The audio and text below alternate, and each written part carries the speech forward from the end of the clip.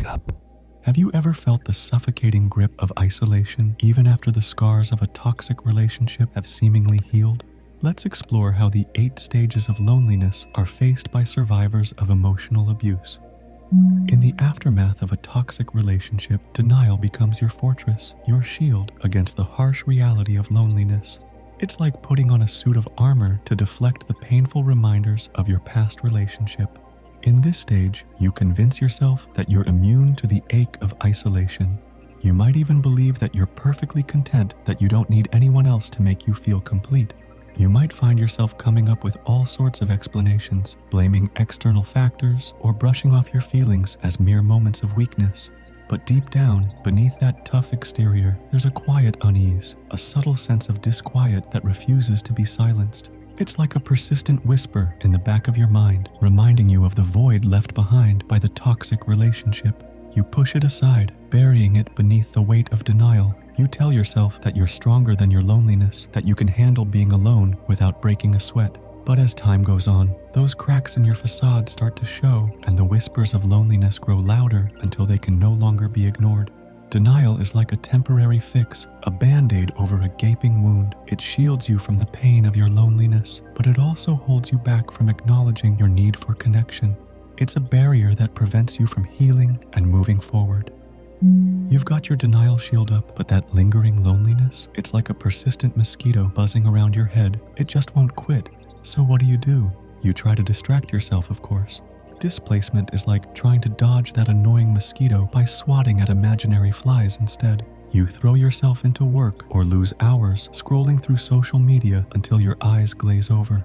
Anything to avoid facing the fact that maybe you're not as okay with being alone as you thought. You are trying to convince yourself that if you stay occupied enough, you won't have time to feel lonely. But no matter how fast you run, that pesky loneliness keeps pace. It's like trying to redirect a river. It might work for a little while, but eventually the water finds its way back to its original course. You can run, but you can't hide forever. Welcome to stage 3, desperation. You start grasping at straws, trying anything to fill the void left behind by the toxic relationship. You might find yourself reaching out to old friends, scrolling through your contact list in search of a familiar face, or swiping endlessly on dating apps in the hopes of finding someone who gets it. But here's the thing about desperation. It's like trying to fit a square peg into a round hole. No matter how hard you try, you just can't force those connections to stick. You might find yourself clinging to anyone who shows even the slightest bit of interest, desperate for a lifeline to pull you out of the loneliness abyss. And then there's the constant second-guessing, the never-ending cycle of, will anyone ever love me again? In this stage, you find yourself desperately seeking approval and validation from others to fill that lingering void.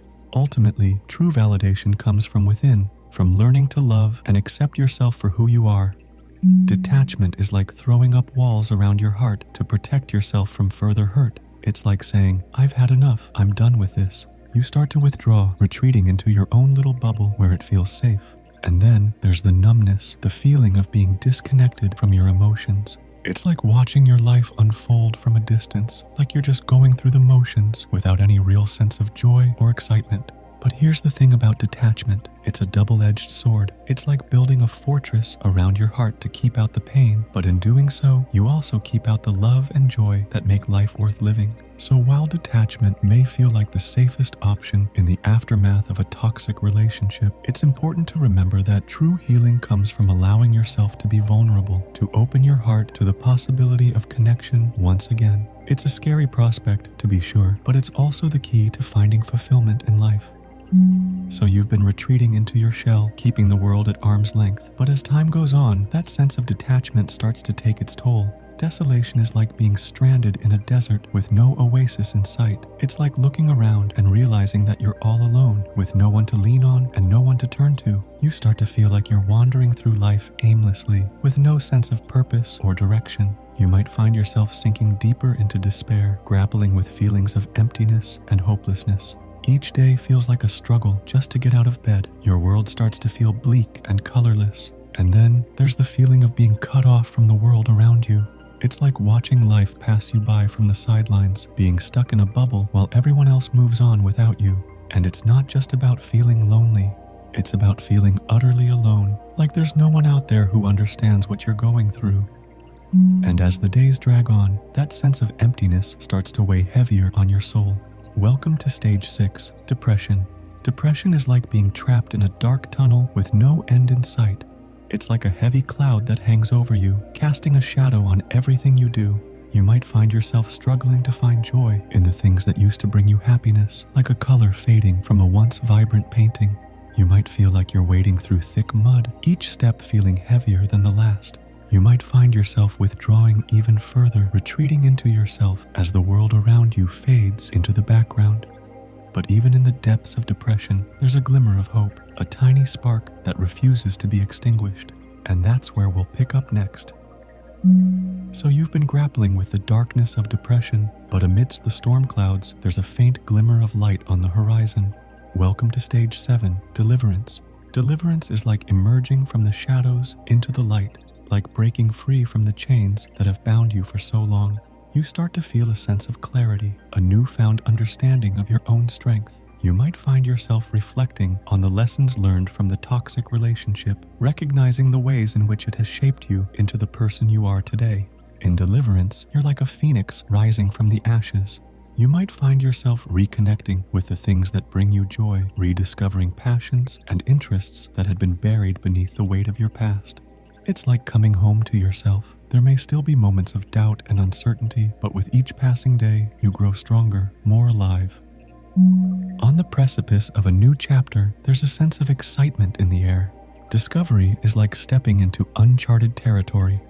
You start to see the world through fresh eyes, with a newfound appreciation for the beauty and wonder that surrounds you. You might find yourself embracing your newfound freedom, relishing in the sense of liberation that comes from breaking free from the chains of your past. It's like spreading your wings and soaring to new heights. You're now a butterfly emerging from its cocoon, transformed and reborn into a new and vibrant version of yourself.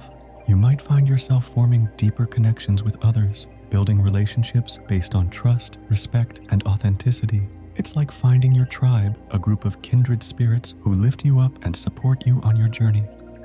Each stage in this journey of healing has its own timeline, but it's important to remember that there's no set schedule.